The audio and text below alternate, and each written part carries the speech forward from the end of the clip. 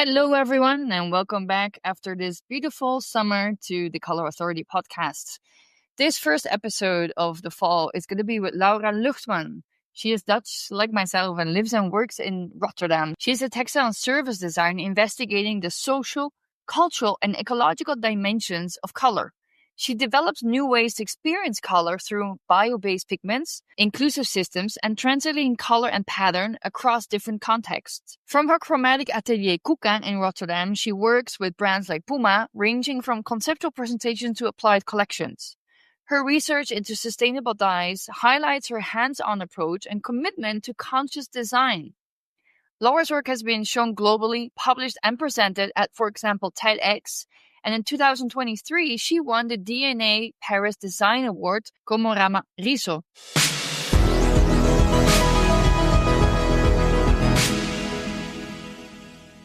Good morning, Laura. Welcome to the Color Authority. I am happy to have you here. How are you today?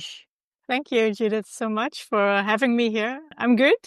It's a nice summer day here in Rotterdam in the Netherlands. And I'm really happy to be here because I really enjoy listening to your podcast always. So it's I feel very honored to be as a guest here. Oh, I'm very honored to have you. And I've been meaning to interview you since a while. So I'm happy that the time has come. I think always there's a flow of interviews that I do. It's a little bit of what something I'm working on or something a client is asking me. It has to do with my travels. I just came back from Mexico, so there's probably going to be a new lineup from a lot of Mexican architects again very soon. But it's interesting to see that right now it's the time that I wanted to talk to you, and it's the time I wanted to talk a little bit about the fashion industry, natural pigment dyeing, and everything that you're doing to make especially the textile and the fashion industry a better world. The first question is always the same. I think you've at least now people know that, so they prepare, which I'm not sure if that's a good thing or if people are sometimes too prepared, but you already know what's coming. So what is color for you, Laura? Yeah, I can be very short about it. Color to me is life. I think color really breathes life into everything. So when you walk around, the more color you see, the more lively a place becomes. And when you take all the color away, it can become very serene, but it can also, become very lifeless. There's this nice artwork by Hans Op de Beek, a Belgian artist, and he's known for the gray house, which is a scene where everything is gray, even like the walls, the furniture, the plants, everything in a complete space is like kind of the same tone of gray. And some people, it's really alienating to see, and some people find it really calming. But to me, it really takes the life out of surrounding and out of the things around us. It kind of reminds me as well of like these war scenes, that you see where you can only see this rubble of concrete, which is all gray and dusty. And it really takes the life out of the environment and a place. So color to me is life. Color is life, and it's emotions. Yes. In a world that is black and gray, we literally do not have emotions, right? Yeah, true. But what I also really found beautiful is from a book by Emily Noy van der Poel. She describes color as the music of light, which to me makes sense because we're always working with color harmonies. They can be consonant, but they can also be dissonant. So I also find that really beautiful. Yeah. Well, it sounds like she is a synesthete, somebody that connects also multiple senses. So probably when she hears music, she probably sees color. I mean, that's at least from the title of the book. And it seems that she's somebody that has the luck, I guess, to have color in her life in a more extensive way than other people do. Yeah. Yeah, I always find that really interesting. Also, the artist Kandinsky was also a synesthesiast. So I wonder what that would be like. Yeah, me too. Yeah, we don't have that luck, but we do have the luck that we work in color. And you worked in fashion, you work in textiles. We're going to talk about how you've moved, because I think that's an interesting awakening. I think it's happening to a lot of people. People call it awakening consciousness, but I think it's also the eco-consciousness that also had awakened you, because you started your career in fast fashion. Yes. And now your current business is completely different. I mean, how did this happen, and why, and what were also those challenges? Because I bet there were many challenges along the road. Yes, yeah. So when I was working as an in-house designer, I became increasingly aware about the negative impact the industry was having on the environment, but also on the people, the workers that would make the garments, but also would dye the garments. And we had examples of new collections being made in the Far East, and then they would be shipped to Europe, but they wouldn't pass the European tests for chemicals that were in there. So some parts of the collection would never hit the stores. They would be burned even before they would be displayed in the stores. And of course, that didn't happen all the time, but the times that it happened, we lost a big part of the collection. And of course, it makes you really wonder what's happening on the other side of the world where people are making these things. So, and I also, in some, like mainly in mainstream fashion, creative direction and design is not always the leading part of the company. Most of the time it's not, it's merchandising, it's sales, and it's not taken very seriously sometimes. And sometimes it's even frowned upon a bit. So I didn't really feel like I had a purpose, like I was really contributing something positive to the world. Although I really liked my job and I liked working in design, it didn't really fulfill me. Mm-hmm. So that's when I made the switch to, start my own studio, which happened very gradually. I first started freelancing on the side and still working for fast fashion clients as well. And then I started doing more of self-initiated projects. And in those projects, I started really focusing on sustainability. Mm-hmm. And where do our materials come from? How are these materials printed or dyed? That's something I became very interested in, and I started researching that as well. Right. So now you have your own studio, and you're focused completely on only sustainable fashion, right? No longer fast fashion. You're working with clients who let's say, like you, respect those same values. Yes, that was very important to me. I think a couple of years ago, I really said goodbye to my last fast fashion client. And it's also not always an easy transition, no, because you have to build a new client. You have to find new clients, of course, and go into a very different direction and pivot a bit. But I've not regretted it for a day, because the projects I work on now, my own projects, but also commissions and collaborations with brands, they really fulfill me every day. Yeah. Yeah.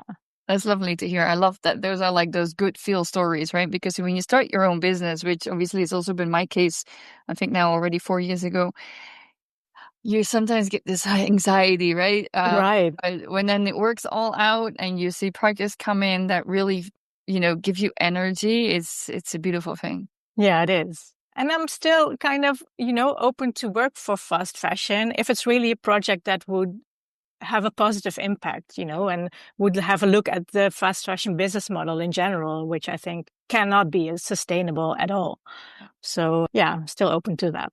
Yeah, I watched your TED talk. I really loved it, and I've been following you guys for a while now, but here indeed you talk about the 20% of water pollution that obviously is coming from the textile production. It's not just even fashion. Obviously, this is a broader aspect, and that 99% of the dyes are man-made currently. Because obviously it's quicker, it's faster, it's stable. We all know that natural dyes are not stable. How are you trying to bring your clients in your projects, even those who are still perhaps on the fast fashion track? I believe you probably educate them and you try to take them by the hand and, teach them how they can do it better. And also how marketing wise you can market this, because it's an interesting storytelling as well.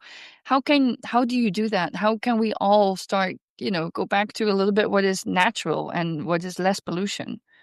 Yeah, I think, as you said, 99% nowadays is synthetic or artificial dyes. And there's a bit of a resurgence now happening in natural dyes, also because there's more regulation. Some chemicals are banned. So, and people are more aware of sustainability and preserving craft and heritage, for example. So there's like a newly interested, I think, in general, what I see around the designers and artists to work with natural dyes. But in terms of industry, it's still, yeah, very minimum and also kind of hard because, yeah, they're not as stable as synthetic dyes. Mhm. But I think it's in a big way a mind shifts because you don't always need these super stable dyes. It really depends on the product. You know, if you want to have an artwork that will last for centuries or really an heirloom piece, then it would make sense to Yeah. use dyes that last for, yeah, 50 years, let's say. But if you design, let's say, swimwear or, you know, a product that's from a natural fiber, such as flax, which degrades very fast in a natural environment, then it does not make sense to dye those materials that are only worn for maybe like swimwear for 2 years and then the elastic is gone, you know, Yeah. and the flax which degrades within a couple of months when you bury it. That does not make sense to me to dye it with dyes that last for 50 years because when the product is gone, the dye is not gone. So it's really, I think, a mindset shift in a lot of ways that has to happen, which is not easy because both companies have put a lot of effort and you know, and science into developing these dyes that are very color fast. And we as consumers are, of course, also very spoiled now. But I mean, if you look at denim, that's always the example that I take. It's like it's a really integral part of the charm of denim that it fades, you know, and denim is even pre-faded before someone buys it. So yeah, I think there's a lot possible in that sense. Yeah, I think everything fades. Even, I mean, I used to just a story from my dad. He used to have a red car.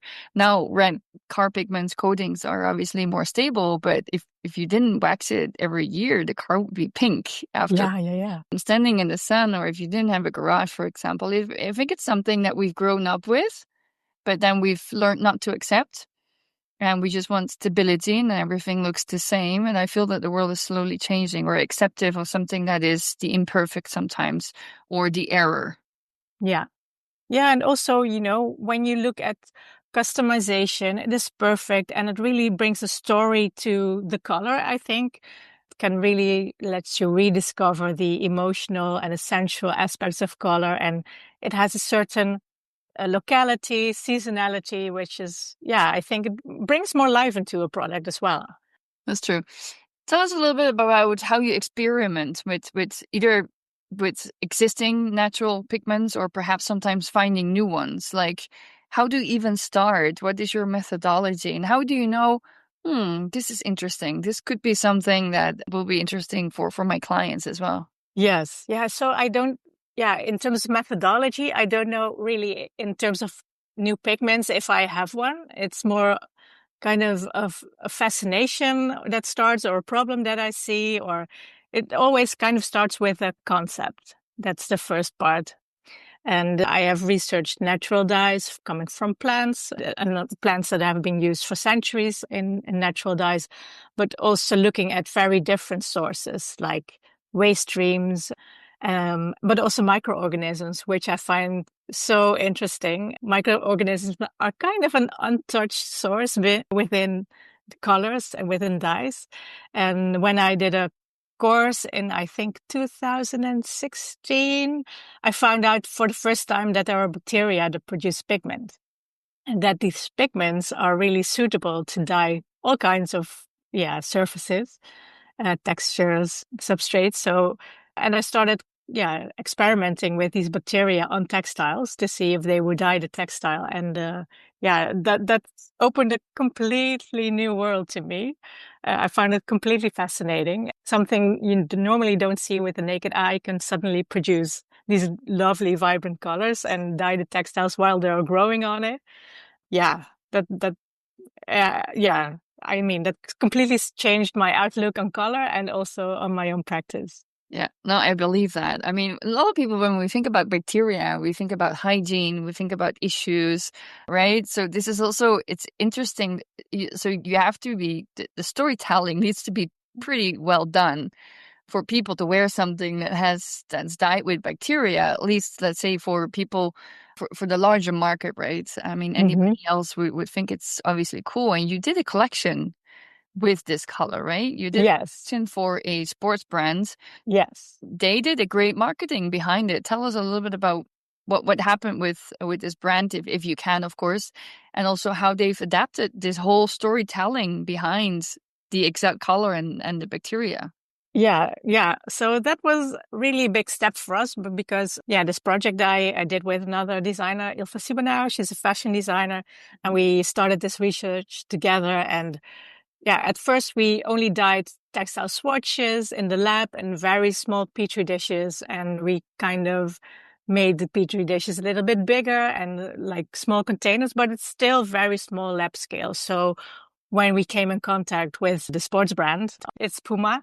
And when they approached us for a project, we really had to think for ourselves, okay, can we actually make a collection out of this? Because we cannot do like meters of textiles at one go, you know? So it's really still in a laboratory and it's very small and the lab equipment cannot handle, meters of fabric. So it was a very challenging project, but something that we really wanted to do. And we had a really creative way of working around it, you know, designing a collection of garments taken from their, really archive and their most iconic pieces. And we redesigned them and we cut the fabric panels actually before we dyed them. So it would fit because we couldn't do the meters length. Of course, we have the bacteria grow on the fabric. So each piece of the fabric has a different color tone, has a different pattern on it because the bacteria leave these beautiful growth patterns on the fabric, which shows their lifespan. So the story of that process is really embedded into the pattern and into the textile. Yeah. And so we made a garment of, a concept collection, a capsule collection of a couple of garments. We dyed shoes, we dyed socks, and also different kind of materials. So we had even moisture wicking materials. We had ripstop, for example, which is coated. We had hemp, we had silk. We also incorporated these new materials into sportswear, which is normally not really used in sportswear. Mm-hmm. So this, really showed the potential of these dyes. You know, you can dye synthetic fibers, you can dye fiber blends, you can dye natural fibers. Yeah. And this was a proof of concept. So it was not a sellable collection. It was actually designed for Milan Design Week in 2020 when COVID hit. So the exhibition never really came to life, which is still a big shame because it would have been so awesome. But and a couple of years ago, I think 2 years ago, we did a follow-up of that collection. We actually dyed a sports kit, a running kit for Olympic athlete Molly Seidel. She's one of Puma's athletes, and she ran I think it was Chicago Marathon. I hope I'm right. It's correct.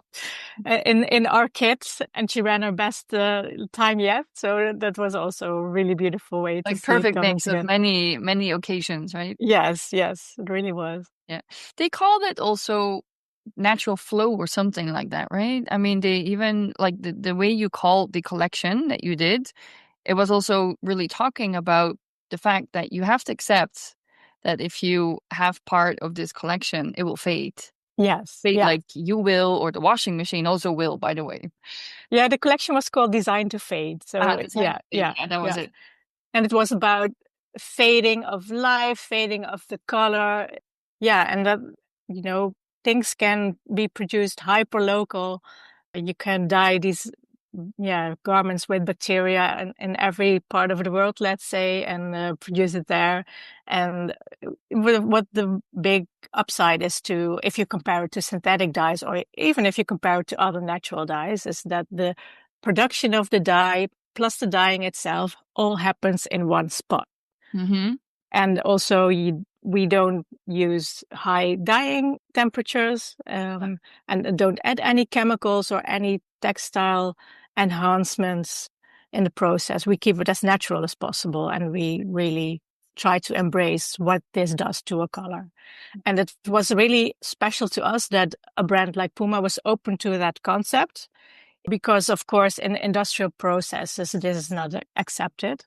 But they are very open to explore new avenues and to change direction in that sense. Yeah, I really I admired that, actually, because we got approached by very many brands actually to do a project. But once they hear, Exactly. it's not scalable yet. It has like this natural lifespan of the color, even though it lasts for years, but it will fade over time, especially when it's exposed to UV light. Not as much as washing. That's very wash fast. But yeah, it was really special to us. So you just said we've been approached by other brands that were like obviously triggered, but then it hasn't come to, I mean, because that's now, I think, where you are at, right? There's like in 2020, you were supposed to have the exhibition. I mean, we're 5 years later right now, but Yeah. you feel that still the market is not prepared to accept this bacteria dyeing just yet because the fact that it cannot be industrialized, right? Yes. Yeah. Yeah. It can be industrialized, and we're also collaborating with a startup from Vienna Textile Lab, to do that. But it's a very different process. Then the pigment itself is scaled, and it's really sold as a dye, instead of having these bacteria grow on the fabric, which creates these beautiful patterns, of course. So it's different, but It's it's a different possible. process. Yeah, it's a different process, and it will take years still until it's really wide scale accessible. But you're having conversations, and I think Yes. that's good. Yeah. Slowly. Yeah, Yeah. because I mean, markets are not going to change within a year, and I think possibly not even in 5 years, as we can clearly see from what you're saying. Yeah, definitely. I think, I mean, it's obviously not only bacteria dying. I think there's a lot of other probably organic dyes that you also work with, right? So what are other ways of how you use natural pigments, or perhaps certain fruits, certain vegetables that you also use in your designs?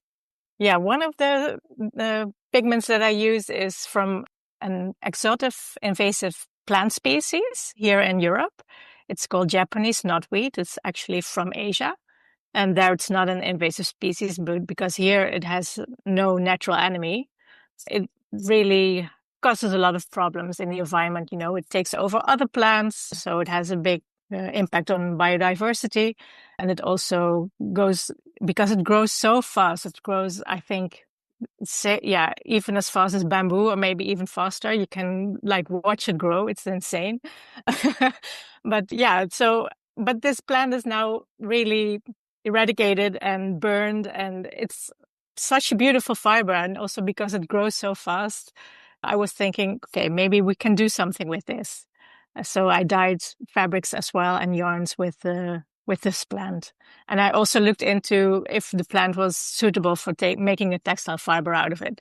But unfortunately, that's kind of hard. You can make a ropey kind of fiber, but not really a soft fiber. The fiber is too short for that as well. It's not sturdy. Oh yeah, strong enough. It breaks. Yeah, Yeah, it it breaks. breaks. Yeah, yeah. What colors can you, I mean, just like with the bacteria, it's anything between lilac, dark purple, and something that's bluish. Yeah, that's just Um, one strain of bacteria. yeah. So there are, And then there's more. yeah, there's more. There's basically every color in the rainbow. Not all are suitable for dyeing. Not all are Right. safe to work with. But with Japanese knotweed, you can take color from the stems, from the leaves, from the roots, and they all have a different kind of color. Leaves, of course, yeah, green, and the roots are very reddish, and the stems are more, yeah, these beautiful skin tones actually, and then light pinkish. Yeah, it's really nice. Yeah, it's inspiring to be working with something that is natural and you don't know what to expect, right? I Yeah, think it's the surprise effect that is such a creative way to be working with natural pigments. yeah, definitely. Yeah.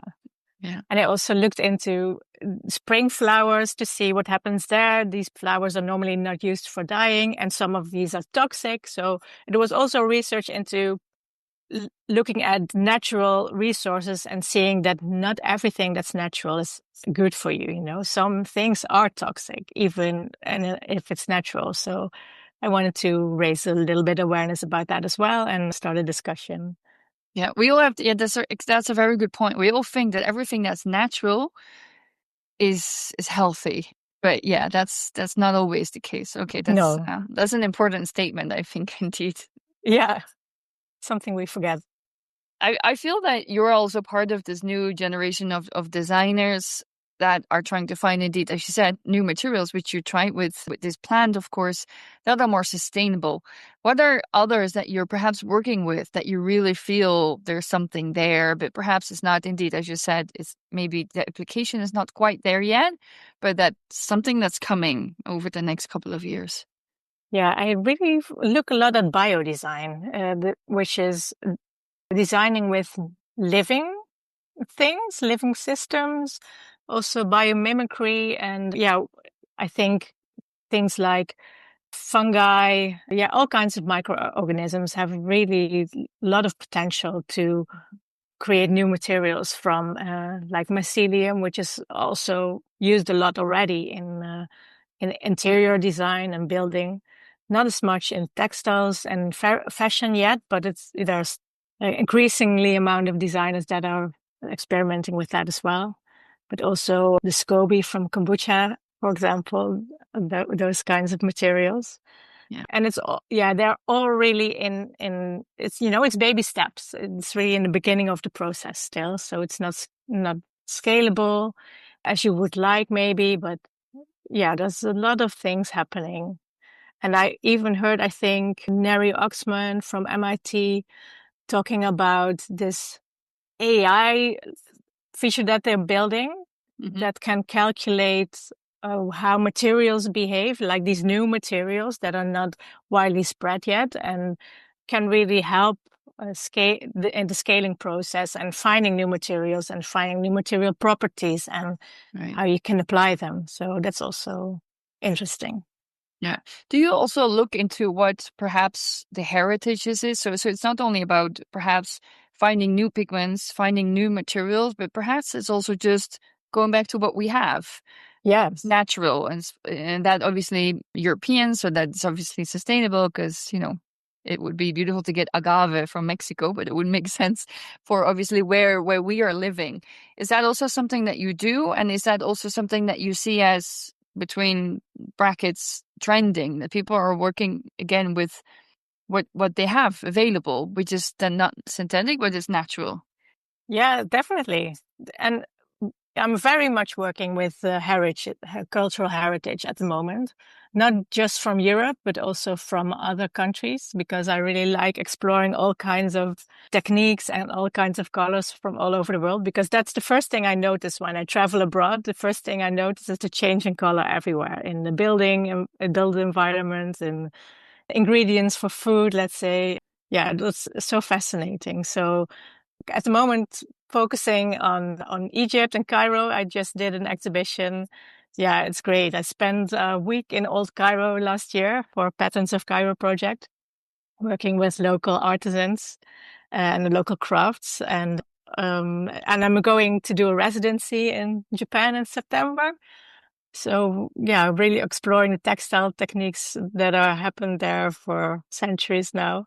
Yeah, with In indigo dyeing. in Japan. Yeah, Yeah. yeah, and all And then kinds the of other Egyptian natural blue, dyes. of course. I mean, I had the podcast with Mohammed Baitia, which just launched I mean, he's Lebanese, but he lives in Cairo since a couple of years. He Yes, says I listened to it. we don't know what happened first, right? It was just the Egyptians or history, also with the Yeah. Egyptian blue and the pigments. And I did studies also to Moroccan pigments from the Sahara, like Hmm. the blue magic, which is brown, but then you add water or oil and you have this Eve Klein blue, which is just, it's amazing. I think this is something that it's also really, it really triggers, I think. And I think it's something that, like what you're doing, you can learn from it and bring it back into today's life. Why Hmm. not? Like, it seems sometimes we've forgotten about our past and the richness that we have available just here.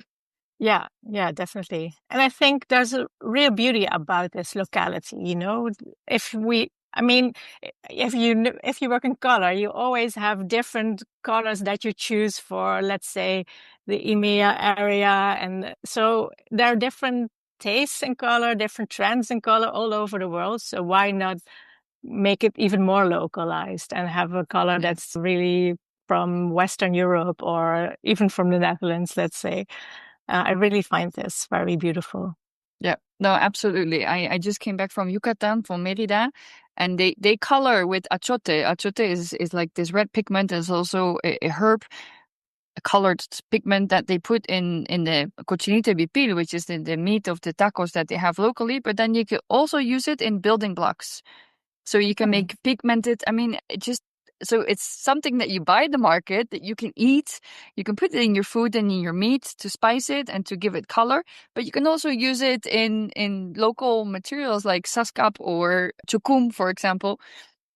I just, yeah, Yeah, amazing. I just, I I, mean, I completely yeah, freak out when I hear that. Or the agave fibers made of henneken, which here we call sisal, yes, yes. or also lufa, of course, in the Arab world. It's interesting that we're going more in research. We're being more inventive, I feel, as Hmm. well. Inventive of what is our past, but also inventive in what the work that you're doing. You're like not inventing, but at least studying. But I feel your work is also very much educational. Oh, thank you. Yeah, yeah, It, I mean, you have to, in the end, tell yeah. people, okay, you can do it this way, and then this is the pollution, the thing that you're doing. Like it's short term, but you can also do it this way. But you need patience. I think you need a lot of patience for your processes, what you're doing, and not everybody is that patient, I guess. Hmm. Well, I'm not the most patient person. Let that be clear. I mean, I couldn't be a weaver, let's say. I can do these small samples, but I would never be one to weave all day, every day. I'm not patient enough for that. But in these material experiments and dyeing and this whole process, it really, because you can discover so much in it every time. And it's also sometimes very frustrating because you don't exactly understand what's happening. And it keeps on fascinating. So I'm Yeah, patient there, I think. Yeah. yeah. Well, at least you're patient enough to look at the petri dish and Yes. see bacteria grow color. I mean, Yeah. without screaming at it, like grow. But it's actually not it's very fast, it happens in 3 to 4 days. So it's fast. It is. I mean, and I think that is the beauty of it, and I think it's also poetry. It's magic, and it has a beauty that I think we've been missing in the industrialized processes that Definitely. we have been obviously having for already decades. Of course, I mean it's not something of the last couple of years. Hmm. And that's also why I'm so interested in preserving these crafts that have, for the most part, really disappeared from Europe. And in other parts of the world, they are still there, but they're all struggling to make a living and to keep on going. But there you see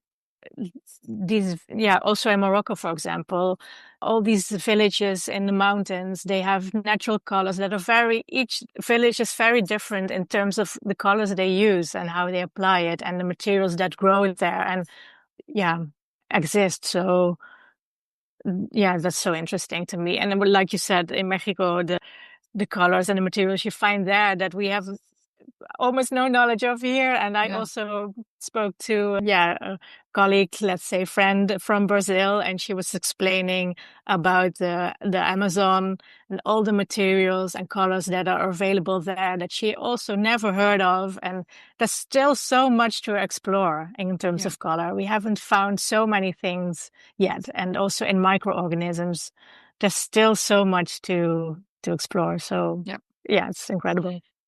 I talk a lot about healing, and I think color can be a very important part of that, of emotional healing, and sometimes even physical healing. But you also talk about healing as an aspect of how through something that you wear, how something obviously can also be toxic, but also how something can actually. I know it's still research. I know it hasn't completely been confirmed, but talk to us a little bit about what we do and what we wear, how that actually can help us heal certain aspects.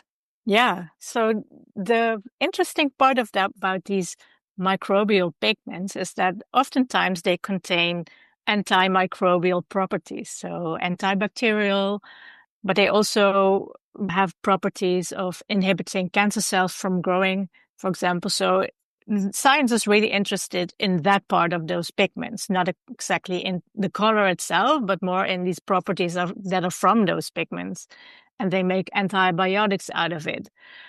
So you can imagine if these properties are in this pigment and you dye textiles with it and you wear them as clothes, that these properties also remain in the fabric once they are dyed. And we have seen some research and have done some research ourselves to see if those properties remain in the fabric. And in terms of antimicrobial properties, they do. But it's a question about how long will this last? Can you keep on washing and washing and washing it, and will it like wash out, or will it stay in the fabric? That's still, hard to say if that happens or not. But it opens up new possibilities, let's say, and new routes for these colors, which makes them, I think, extra interesting as well. But it's that concept itself is not super new. You also have these Ayurvedic fabrics and colors, or like indigo, that have been used for like medical purposes as well. So although the research is not very clear about that, but through the centuries, color in fabrics have been having healing properties as well.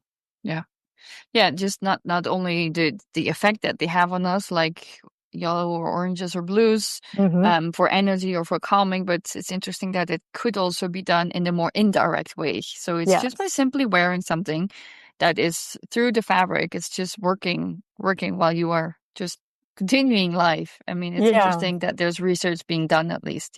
Yeah, definitely. Yeah. You very wisely stated also that we all speak color differently, which is very true, because everybody who asks me, what is the language of color? I'm like, well, we all speak it differently. And that's because of our heritage, because where we come from, color traumas. There's a lot happening, obviously, when it comes to color and when it was available in our lives. But you also work that through you working on that through contrast, we can create a more inclusive understanding of what color is. I think that's also something that's interesting, that color not always is inclusive, and how we talk about color is neither very inclusive. Tell us a little bit more about how we may adapt to this, to this research of yours, as also creatives, because when you create and what you create is not inclusive in a color way, you're missing out, I think, on a very big market. Yeah, definitely. Yeah. So I was looking into color vision deficiency, people who cannot see the complete spectrum of color. And what you see there is that contrast is really key. Contrast can happen in materials, but also, of course, in color, or a combination of both. And I studied a lot of color masters, a lot of artists, to see if they would have this natural sense of using contrast and color that would be visible to people with color vision deficiency. And what I found there is that that wasn't the case. A lot of times, a lot of parts of the artwork would disappear, or would appear as gray tones to people with color blindness.